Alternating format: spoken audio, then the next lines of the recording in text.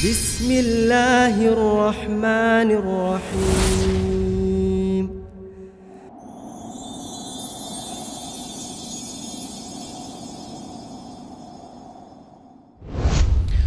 Seperti biasa saya akan berikan kronologisnya terlebih dahulu. Menjadi sunnatullah, sudah sering saya ucapkan kalimat ini, segala sesuatunya berpasang-pasangan, dan ini harus, tidak bisa tidak, kita nggak bisa lepas darinya.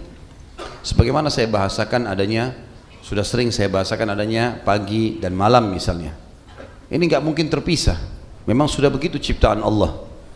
Dan pada saat sudah ditentukan seperti ini, maka akan ada masa yang telah Allah tentukan juga. Begitu pula dengan adanya lapar dan kenyang misalnya, memang berpasang-pasangan.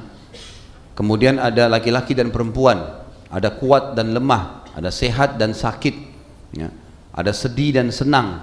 Memang ini berpasang-pasangan. Dan pasti seseorang di antara kita akan melalui keduanya di setiap dalam kehidupan kita. Tidak mungkin tidak. Enggak ada orang sampai mati dia siang terus. Kalau dia memang masih ada umur pada hari itu, dia akan dapatkan sampai malam. Tidak ada orang sehat terus, pasti dia akan sakit. Tidak ada orang senang terus, dia pasti akan sedih, gitu kan? Tapi menjadi sunnatullah, semua yang merupakan hal-hal yang tidak disukai oleh manusia itu, atau dalam bentuk bahasa kita cobaan, jauh lebih sedikit dibandingkan kenikmatan. Seperti misal sehat dan sakit, pasti lebih banyak sehatnya daripada sakitnya. Lapar dan kenyang, pasti lebih banyak kenyangnya daripada laparnya. Terbukti kalau kita makan misalnya satu piring nasi, kita bisa bertahan laparnya sampai sekian jam, padahal tadi kita lapar cuma sekian menit. Jadi pasti yang berupa cobaan lebih sedikit, gitu kan? Maka yang merupakan nikmat jauh lebih banyak. Ini sunnatullah. Kita akan bahas salah satu substansial daripada sunnatullah ini adalah masalah senang dan sedih. Senang dan sedih. Teman-teman sekalian, kita dibolehkan dalam Islam untuk senang, bergembira. Bahkan Nabi SAW seringkali dikatakan dalam hadis, kalau menerima berita gembira beliau sujud syukur kepada Allah. Beliau sujud syukur, sampai ada dikenal dengan sujud syukur, artinya berterima kasih pada Allah. Satu sisi yang lain, baginda Nabi SAW sudah menyampaikan kepada kita seperti hadis bahasan dosa besar ke-46. Yang terakhir yang kita bahas adalah hadis diriwayatkan Abu Daud dan disahihkan oleh beliau. Janganlah seseorang menyampaikan sesuatu kepadaku tentang sahabatku, karena saya suka sekali keluar menemui mereka dalam keadaan saya memiliki hati yang selamat. Artinya saya gembira, saya senang bertemu dengan mereka. Jangan ada yang gosipin teman-teman saya nih. Berarti sisi yang lain, Nabi SAW suka dengan kegembiraan, gitu kan? Sisi yang lain, doa Nabi SAW, diantaranya doa yang mulia yang teman-teman saya harapkan dihafal sebelum kita salam. Maka ada doa yang mulia, Allahumma bi ilmil ghaib, ya Allah dengan ilmumu yang kau kuasai ghaib, wa bi kudratika alal khalq, dan kemampuanmu dalam menguasai seluruh makhlukmu, ahini ma'alimtan nahayata khairun li, hidupkanlah aku selama kehidupan baik untukku, wa tawaffani idza alimta annal wafata khairun li, dan wafatkanlah aku kalau seandainya kematian lebih baik atau kewafatan itu lebih baik bagiku. Allahumma inni as'aluka khasyatuka fil ghaibi wasyahada, ya Allah aku minta kepadamu, ya Allah aku minta kepadamu agar aku selalu khusyuk, tunduk, ya, konsentrasi dalam beribadah kepadamu dalam keadaan aku lagi sehat ataupun sakit, ya, kurang lebih seperti itu. Wa as'aluka kalimatal haqqi fir ridha wal ghadab, dan semoga aku selalu mengucapkan kebenaran dalam kondisi aku emosi atau aku lagi senang, aku atau tidak emosi. Allahumma inni as'aluka khasyatuka fil ghaibi wasyahada wa as'aluka kalimatal haqqi fil ghadab wa as'aluka qasda fil ghina wal faqr. Lanjutannya adalah wa as'aluka al qasda fil ghina wal faqr, dan aku minta kepadamu kesederhanaan dalam keadaan aku kaya ataupun aku miskin. Wa as'aluka na'iman la yanfad, dan ini saksi bahasan kita, dan aku memohon kepadamu ya Allah nikmat yang tidak pernah terputus. Kata sebagian ulama hadis adalah kegembiraan yang tidak pernah terputus. Wa as'aluka qurratu ainin la tanqati', dan aku minta kepadamu segala sesuatu yang selalu menyejukkan hati dan menyejukkan mata yang tidak pernah juga terputus. Jadi ini kalimat-kalimat yang luar biasa. Bagaimana Nabi SAW ajarkan kepada kita doa di mana kita selalu disuruh gembira, gitu kan? Jadi keliru kalau ada orang mengatakan Islam itu agama sedih. Orang kalau senyum, orang kalau ketawa, orang kalau bergembira berarti dia lupa dengan akhirat. Tidak, sama sekali enggak, gitu kan? Bedakan antara gembira dengan tertawa terbahak-bahak ya. Karena ketawa terbahak-bahak teman-teman yang melampaui batas memang ada larangan, bisa mematikan hati dalam hadis dikatakan. Tapi kalau orang gembira, senang, dia gembira dengan pelayanan istrinya, dia gembira dengan naungan suaminya, dia gembira dengan anak-anaknya yang lucu misalnya, dia gembira dengan pekerjaannya, dia gembira dengan orang tuanya masih bisa dia bakti, dia gembira dengan sahabat-sahabatnya, gembira dengan sekolahnya, gembira dengan pakaiannya, gembira dengan apa saja. Dalam Islam itu boleh, gitu kan? Dianjurkan itu. Makanya doa tadi mulia sekali. Wa as'aluka na'iman la yanfad wa as'aluka qurrata ainin la tanqati. Ya Allah, aku minta nikmat yang tidak pernah terputus dan sesuatu yang menyejukkan mata dan hati yang juga tidak pernah terputus. Wa as'aluka ridha ba'dal qada, dan aku minta kepadamu keridhaan setelah keputusanmu. Wa as'aluka bardal aishi ba'dal mamat, dan aku memohon kepadamu juga kehidupan yang tentram setelah kematian. Wa as'aluka laddatan nadhara ila wajhika wasyauqa ila liqa'ik min ghairi darra'in mudillah wala fitnatin mudillah. Dan aku memohon kepadamu ya Allah agar bisa merasakan nikmatnya melihat wajahmu yang mulia ya, tanpa ada fitnah dan tanpa ada cobaan. Jadi ini termasuk doa-doa yang mulia. Berarti Nabi SAW sujud syukur. Nabi SAW mengajarkan doa untuk bergembira, gitu kan? Juga ada hadis yang mulia yang menyebutkan kalau Allah gembira. Misalnya hadis Nabi SAW, sesungguhnya Allah sangat gembira dengan taubat hamba-hambanya. Misal hadis yang lain dikatakan Allah tersenyum, tertawa melihat dua orang yang saling membunuh kemudian keduanya masuk ke dalam surga. Lalu kata para sahabat, bagaimana ceritanya ya Rasulullah, bagaimana bisa terjadi? Kata Nabi SAW, seorang muslim dibunuh oleh seorang kafir di kancah peperangan, maka mati syahidlah si muslim, masuk surga. Lalu gak lama kemudian si kafir dapat hidayah, dia pun ikut berperang, dia juga mati syahid. Maka yang pertama muslim yang terbunuh dan orang kafir yang masuk Islam juga terbunuh, dua-duanya masuk ke dalam surga. Tapi saksi bahasan Allah gembira melihat itu. Allah tersenyum. Jadi ada kegembiraan teman-teman. Dan kita tahu janji-janji Allah di dalam masalah surga misalnya, semuanya sesuatu yang menggembirakan kan. Istana yang mewah, baju yang mewah, makanan yang luar biasa, umur yang tidak pernah lagi ada habisnya, nggak ada buang air besar, nggak ada buang air kecil, semuanya kegembiraan. Dan para ulama menukil kepada kita perkataan, bagi orang-orang beriman memang ada kegembiraan dalam hatinya. Dalam arti kata gembira ini senang, tentram, dalam keadaan dia susah atau dia senang, dia selalu saja tentram. Sampai Ibnu Taimiyah rahimahullah mengatakan, kalau seandainya raja-raja yang kafir itu mengetahui bagaimana ketentraman hati kami dengan keimanan ini, maka pasti mereka akan cemburu dan mereka akan membelah dada-dada kami untuk merebut kegembiraan itu. Jadi memang ada kegembiraan bagi orang beriman. Jadi sekali lagi teman-teman, saya ingin mendobrak sebuah pemahaman. Kalau orang mulai iltizam, mulai ke agama ya, mulai ikut pengajian, mulai tutup aurat yang rapi, mulai meninggalkan hal haram, berarti dia sedih. Enggak, keliru itu. Sama sekali tidak. Justru sekarang antum punya kegembiraan yang sebenarnya ya, kegembiraan yang abadi. Kenapa? Karena kita kalau dapat nikmat kita bersyukur, kalau kita dapat cobaan juga kita bersyukur, tetap kita jalani. Itu kegembiraan sebenarnya. Puncaknya di situ. Puncaknya di situ. Baik, sekarang kita bicara tadi masalah senang dan gembira dalam Islam. Sekarang ada juga lawannya, sedih. Ada saatnya orang sedih. Memang begitu. Kan gitu. Seperti misal contoh, Nabi SAW pernah pada saat meninggal Ibrahim anaknya, itu Nabi SAW menangis. Waktu menangis netesan air mata, maka para sahabat tanya, ya Rasulullah, apakah apa ini? Bukankah anda melarang kami niyahah, nggak boleh nangis-nangis, menyesali kematian gitu kan? Yang akan kita bahas nanti. Kata Nabi SAW, ini bukan niyahah, ini bukan menyesali, tapi ini rahmat Allah yang Allah masukkan ke dalam hati hamba-hambanya. Berarti Nabi SAW pernah sedih gitu kan, tapi sedih yang wajar. Nabi SAW tidak pukul-pukul badan, tidak teriak-teriak, tidak mendoakan buruk buat diri, tapi Nabi SAW sedih, netesin air mata.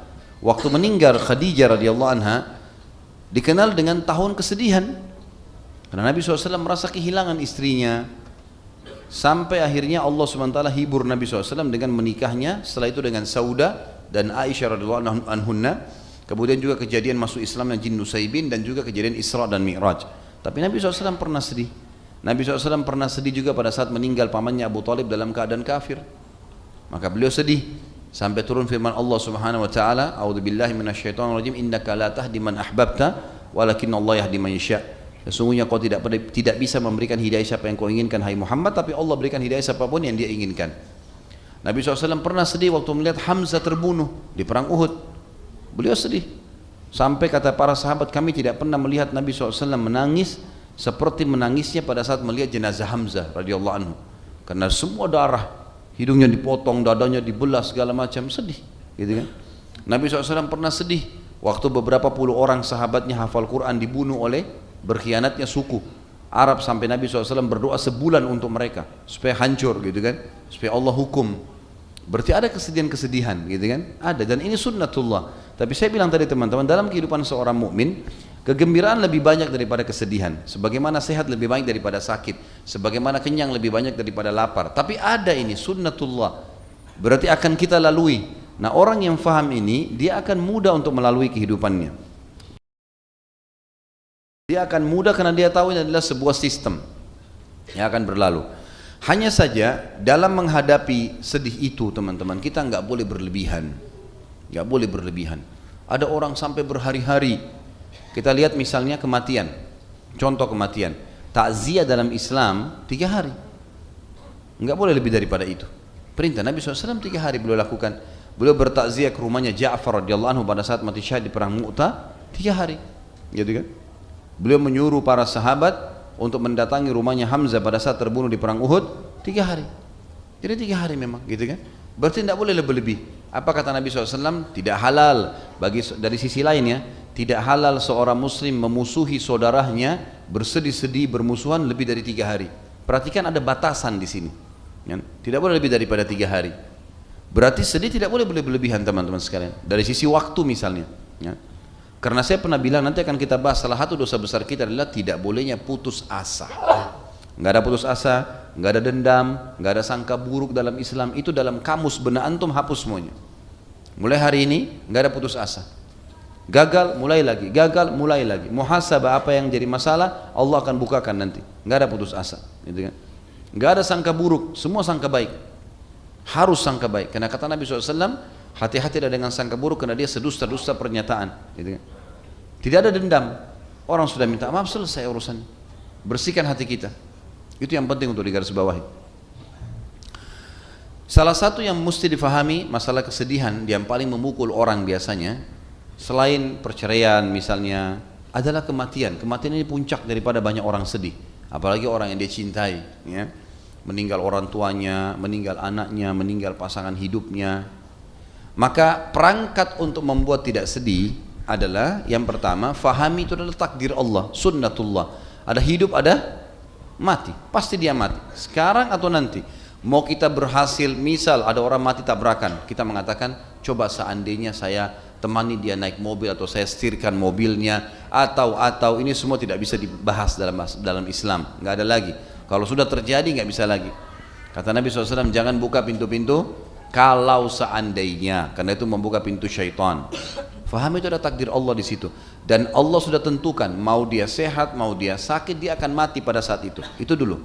Poin kedua teman-teman, dalam Islam kita ini bahagianya, gembiranya, kenapa? Karena kalaupun ada orang yang kita cintai meninggal dunia, dia hanya mendahului kita menuju ke akhirat, bukan dia hilang, gitu kan? Sekarang orang tua kita meninggal, kita terpisah sementara waktu dunia, tapi jangan lupa dia telah mendahului kita justru ke negeri yang abadi. Itu keyakinan seorang mukmin. Dan semua kita beramal di dunia ini untuk targetnya di sana. Maka dia lebih dulu fahamin poin ini sehingga kita tidak usah berlebihan dalam bersedih, gitu kan? Ini penting. Kemudian yang ketiga teman-teman sekalian, ada larangan dalam Islam untuk berlebih-lebihan dalam bersedih. Dan itu bahasan kita pada malam ini. Seperti misal orang niyahah. Niyahah ini nampar-nampar muka, kan gitu, tarik-tarik rambut, ya, teriak-teriak, histeri pada saat ada kerabatnya meninggal dunia. Atau mungkin bahkan dia mengucapkan kalimat, kenapa dia yang mati bukan saya misalnya, atau apalah kalimat-kalimat yang dia ucapkan. Ini semua tidak boleh. Bukan cuma tidak boleh ya, tapi dosa besar. Dosa besar. Makanya bahasan kita masalah itu. Niyaha, dosa besar. Berlebihan dalam bersedih. Seperti tadi saya bilang, niyaha rinciannya adalah tampar muka, pukul badan, tarik rambut lah, sobek-sobek baju, gitu-gitulah, ya. atau mungkin bahkan dia sampai digoda oleh syaitan, dia bahkan sengaja juga bunuh diri. Ini semua adalah niyahah yang diharamkan dalam agama Islam. Dan ingat, dosa besar, jangan berlebihan. Supaya tidak sedih berlebihan, ketahuilah itu takdir Allah dan dia sedang mendahului kita ke akhirat. Kita akan ketemu kok. Yang penting tiketnya sama, iman dan amal saleh. Itu yang penting. Kalau tiketnya beda tujuan, ini baru masalah ini. Karena di akhirat cuma surga dan neraka. Ini tiketnya iman amal saleh, ini tiketnya maksiat dan kufur. Pilih yang mana tiketnya? Kalau ini sama, insya Allah akan sama-sama di sana. Dan kita yakin sekali dengan masalah itu, karena ini rukun iman kita. Kita akan lihat bagaimana larangan baginda Nabi SAW berlebihan dalam masalah bersedih, dan puncak sedih memang pada saat seseorang yang kita cintai meninggal. Hadis pertama diangkat oleh Imam Adzabi rahimahullah, hadis riwayat Imam Muslim. Ithnatani huma bin nasi kufrun, at-ta'nu fin nasab wan niyahatu 'alal mayyit. Dua hal jika ada pada manusia maka akan menyebabkan kekufuran. Kata sebagian ulama hadis, maksudnya adalah mencapai tingkat kadar dosanya kufur. Bukan dia keluar dari Islam. Ini seperti statementnya Abdullah bin Umar radhiyallahu anhuma, kufrun duna kufrin. Maksudnya sampai pada tingkat kadar besarnya dosa kufur tapi belum sampai kafir. Kadang-kadang ini digunakan juga dalam bahasa Arab ya. Makanya dikatakan sini oleh Nabi SAW, dua hal jika ada pada manusia maka akan menyebabkan kekufuran. Maksudnya dia akan sampai pada kadar dosa kekufuran, yaitu menghina nasab, menghina jalur nasabnya sendiri. Nanti akan ada bahasan sendiri itu tentunya.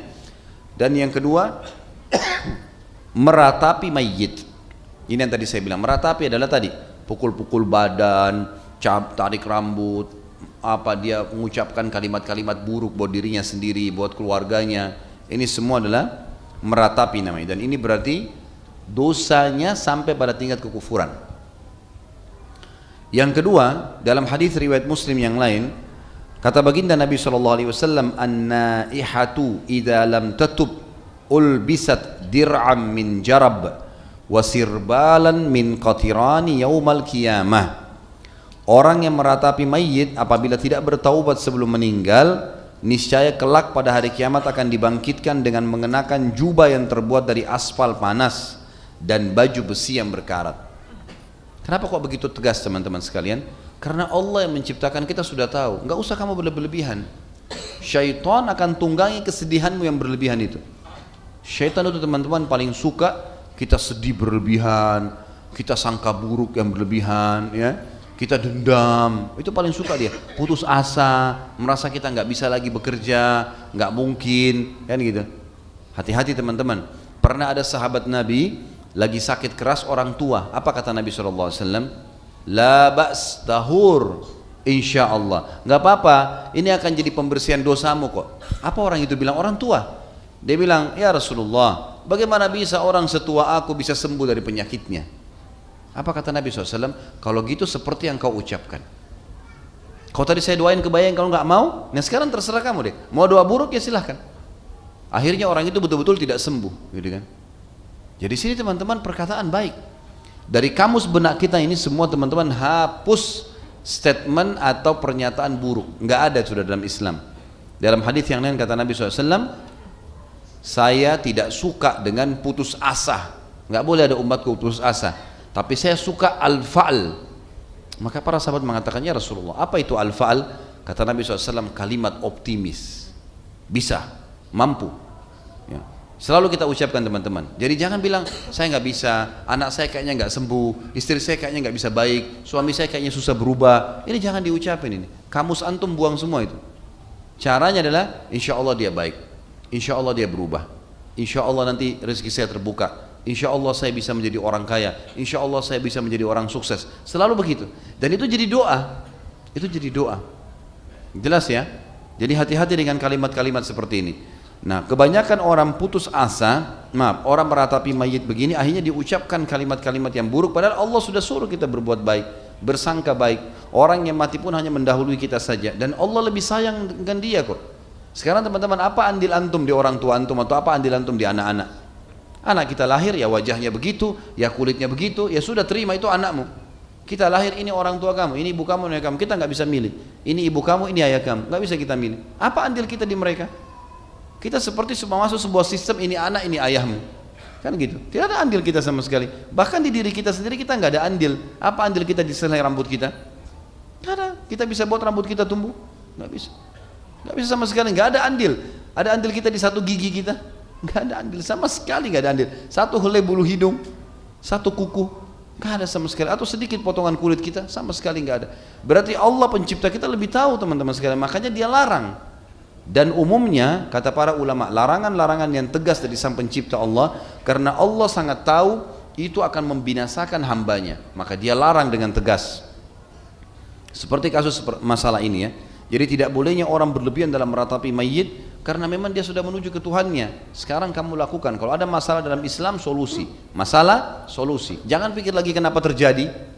Rumah terbakar, solusinya apa? Siram, telepon pemadam kebakaran. Jangan teriak. Rumah hangus, suara habis. Gitu kan? Lah ya, nggak ada gunanya. Apa solusinya? Kita ban mobil pecah, ban motor pecah, solusi apa? Nggak usah tatap dulu bannya, kenapa pecah, kenapa. Udah langsung solusi, selesai, cepat. Kan gitu.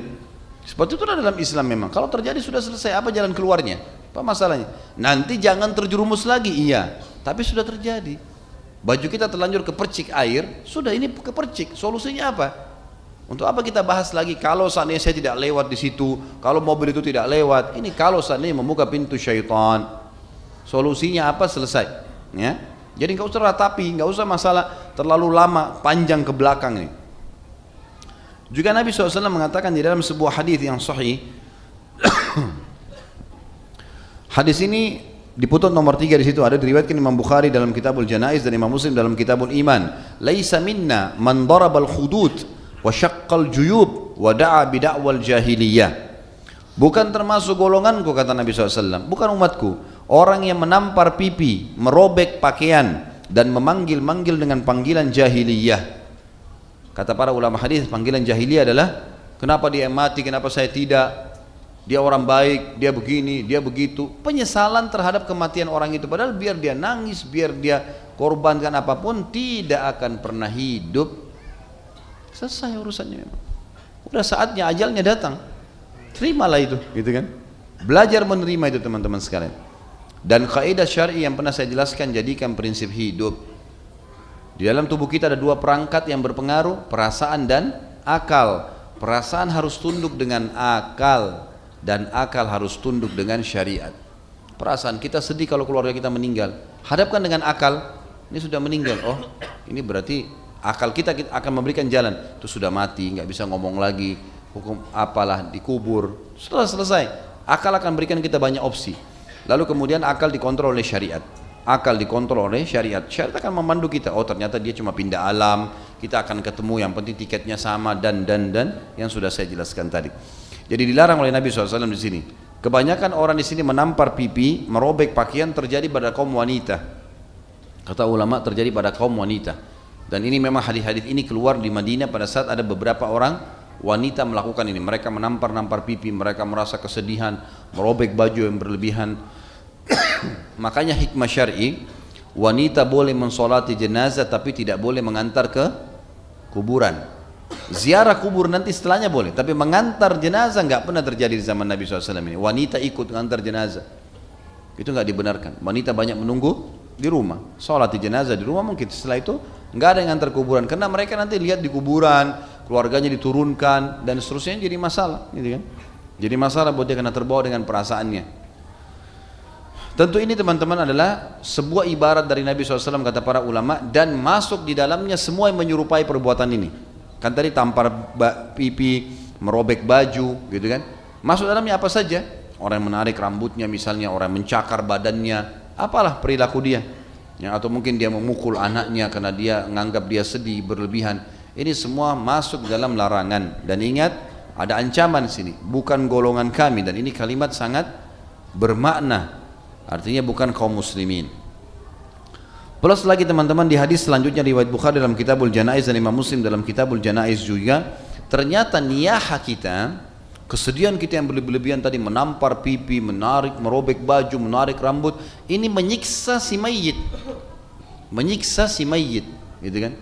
Allahu alam bagaimana siksaannya, apakah Allah datangkan siksaan untuk dia atau justru dia merasa sedih karena memang mestinya kau daripada nangis-nangis hai keluarga aku yang meninggal, doain saya, istighfar, saya lagi butuh amal saleh, bukan kau nangis-nangis gak ada gunanya, kamu sedih saya juga tidak dapat apa-apa. Hadis Nabi SAW yang berbunyi innal mayyita yu'adzabu fi qabrihi bima niha alaihi, sesungguhnya seseorang atau seorang mayit akan disiksa dalam kuburnya disebabkan ratapan untuknya. Jadi sabda Nabi SAW ini ulama mengatakan ada dua, bisa bermakna memang ratapan keluarganya, pukul-pukul badan, tarik rambut segala, orang si mayit disiksa gara-gara itu. Apa relevansinya? Ya relevansinya dia harus ingatkan keluarganya, masing-masing kita harus belajar agama dan harus tahu kalau ratapan akan menyiksa saya pada saat mati. Jangan ratapin saya, sedih boleh tapi jangan berlebihan, seperti itulah.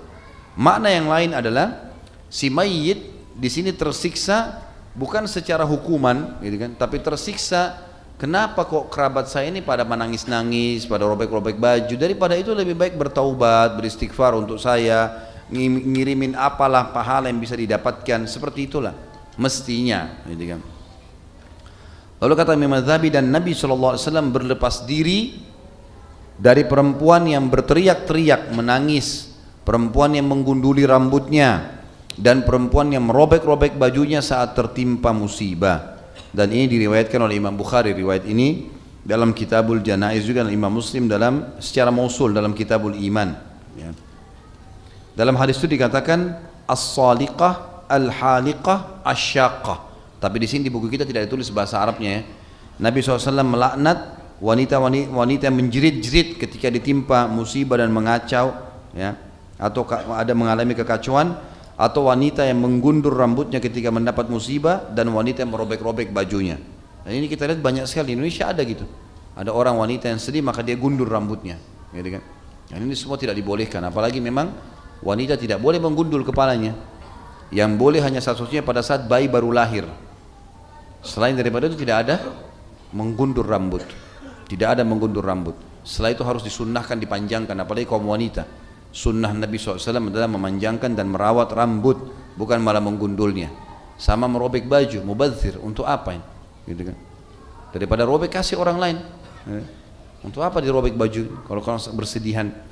Dan juga sama dengan tidak boleh menangis sambil teriak-teriak, ini niyaha, teriak-teriak histeri sampai suaranya paruh gara-gara itu. Itu semua tidak akan mengembalikan keadaan si mayit. Kata penulis di sini, Imam Adz-Dzahabi rahimahullah, ketiga hadis yang terakhir ini disepakati oleh Bukhari dan Muslim. Disepakati oleh Bukhari dan Muslim. Teman-teman sekalian, saya akan lanjutkan bahasan kita dengan bahasan ke-47. Karena ini hadis yang dipakai oleh Imam Adz-Dzahabi satu. Gitu kan? Masalah menghina nasab. Masalah menghina nasab. Jadi bahasan malam ini ada dua, ya. Karena Imam Adz-Dzahabi mengangkat hadis yang tadi kita bahas yang pertama, hadis riwayat Muslim dan sudah dijelaskan sebelumnya. Kata Nabi SAW, "Ithnatani huma bin nasi kufrun, at-ta'nu fin nasabi wan niyahatu 'alal mayyit." Ada dua perbuatan yang bisa membawa manusia pada kekufuran, yaitu menghina nasab dan niyaha atau meratapi mayit. Tadi meratapi mayit sudah kita jelaskan. Sekarang kita jelaskan masalah menghina nasab. Nasab, teman-teman sekalian, adalah istilah bagi jalur keturunan. Kalau seseorang misalnya mengetahui siapa ayahnya, siapa kakeknya, siapa ayah kakeknya, ya, menikah sama siapa. Saya sudah pernah bilang ini teman-teman sekalian, ini harus diketahui. Dalam Islam ini syariat, ya, bagian dari syariat. Karena Nabi SAW mengatakan, telusuri jalur nasab kalian. Siapa kakeknya, siapa ayahnya, siapa kakeknya, kakek bersaudara berapa orang, menikah sama siapa saja, anak-anaknya siapa saja, lebih tinggi lebih bagus, ayahnya kakek, kakeknya kakek, gitu kan. Saya lihat ini masih kurang kita di Indonesia, karena hampir rata-rata yang saya temuin, ya, kalau saya tanya siapa nama kakeknya, siapa nama ayahnya, si fulan, siapa nama kakeknya, ada yang sebut, ada yang enggak. Kalau saya sudah tanya ayah kakeknya, enggak tahu saya. Apalagi kalau saya tanya saudara kakeknya ada berapa, nikah sama siapa, mungkin sudah nggak tahu semuanya ini.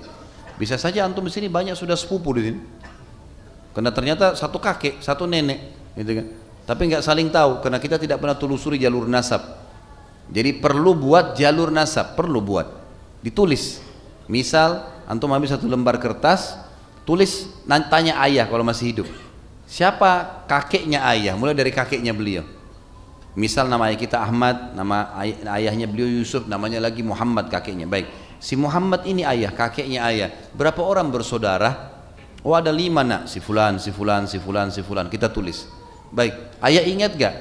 Ini 5 orang bersaudara nikah sama siapa saja? Apa yang beliau ingat saja? Oh ingat menikah ini sama si fulana, ini sama si fulana. Anak-anaknya ada berapa?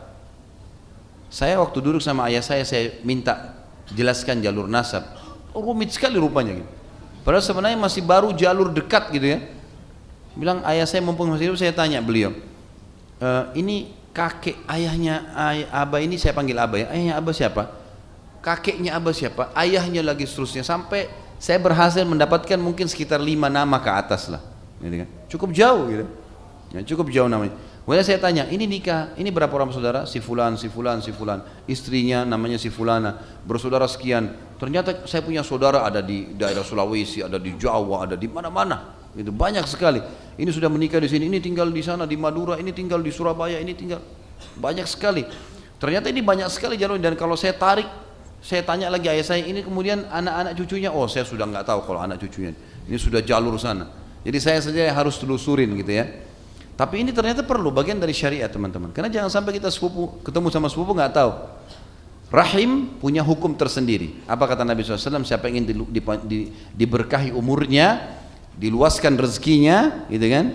Makna lain adalah dipanjangkan berkah umurnya, dipanjangkan berkah umurnya, dan diluaskan rezekinya, dia melanjutkan hubungan silaturahimnya. Bagaimana kita lakukan? Harus dengan nasab. Nah, yang kita sedang bahas adalah menghina nasab. Enggak bolehnya menghina nasab. Seperti misal orang, ada hadis lain yang berbunyi Allah sangat buruk seseorang yang menghina kedua orang tuanya. Kata para sahabat, ya Rasulullah, bagaimana caranya orang menghina orang tuanya? Kata Nabi SAW, dia menghina orang tua seseorang, maka orang itu pun menghina orang tua dia. Maka sama saya dia menghina orang tuanya orang itu. Misal dia hina ibunya, dia hina ayahnya, dia hina sukunya misalnya. Maka ini teman-teman sekalian, orang itu kemudian membalas berarti kita sama dengan menghina nasab, gitu. Jadi nggak boleh menghina nasab, berarti menghina jalur keturunan kita atau menghina suku. Makanya saya sarankan, ada beberapa ikhwah yang saya luruskan, di Indonesia kan paspor butuh 3 nama ya, bukan 3 nama antum sendiri 3-3-nya, tapi nama kita, nama ayah, nama kakek, mestinya begitu. Banyak ikhwah namain anaknya Muhammad Yusuf Harun, Muhammad Nabi, Yusuf Nabi, Harun Nabi. Yang mana mau dipilih ini? 3-3 nama. Kenapa 3-3 dipakai ini? Ambil 1 nama, gitu kan? Dan kalau paspor kita pakai nama, misalnya nama anaknya Muhammad, nama ayahnya memang Yusuf, nama kakeknya memang Ahmad misalnya. Udah Muhammad Yusuf Ahmad, gitu kan? Maka sudah 3 nama. Atau dia masukkan nama margahnya, itu nggak ada masalah. Itu bukan pelanggaran dalam agama. Nabi SAW menyebutkan kalau beliau dari Quraisy, dan itu bukan aib, gitu kan? Saya si fulan dari turunan Jawa. Teman-teman kita orang Indonesia yang sekarang hidup di Saudi itu menyebutkan nama sukunya. Jadi saya disebutkan fulan Al-Jawi misalnya. Disebutkan gitu. Dan itu bukan aib dalam Islam, itu dibolehkan. Karena menisbatkan dia jalurnya dari suku ini, dan itu semua ciptaan Allah Subhanahu wa taala. Dan ini perlu teman-teman. Nah, tidak boleh menghina jalur nasab. Dalam arti kata tidak boleh menghina nama-nama orangnya, tidak boleh menghina nama sukunya, atau tidak boleh bahkan menganggap remeh jalur-jalur nasab itu. Itu yang dimaksud. Dan ini masuk dalam larangan hadis tadi, dosa besar kita yang selanjutnya tentang masalah menghina nasab. Sebaliknya kita harus menjaga nasab itu sendiri. Allahu a'lam. Sampai sini teman-teman sekian bahasan kita. Semoga apa yang kita bahas hari ini bermanfaat buat kita, dan juga semoga saja dijadikan sebagai tambahan amal kita pada hari kiamat, dan semoga semua amal yang pernah kita kerjakan dan akan kita kerjakan selama ajal belum datang diterima dengan kemahamurahannya Sang Pencipta Allah, dan semoga semua dosa yang pernah kita kerjakan sekecil sampai sebesar apapun diganti menjadi pahala dengan kemahamurahannya pula. Dan kita doakan agar seluruh wilayah di Indonesia terutama Jakarta diberikan pemimpin muslim yang adil, kembali kepada Al-Quran dan Sunnah, dan semoga Allah memberikan hidayah Bapak Presiden dan seluruh jajaran pemerintahan kita agar kembali kepada Islam, kepada Al-Quran dan Sunnah, dan juga Indonesia menjadi contoh bagi negara-negara yang lain.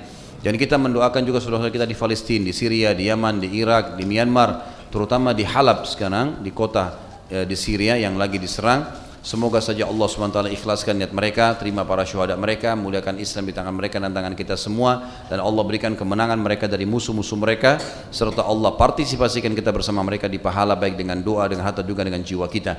Dan saya memohon kepada Allah yang maha murah, maha pemurah dan maha pengasih agar menyatukan kita semua di surga firdausnya tanpa hisab, sebagaimana ia satukan kita di majlis ilmu yang mulia ini. Kalau ada benar dari Allah, kurang dari saya mohon dimaafkan.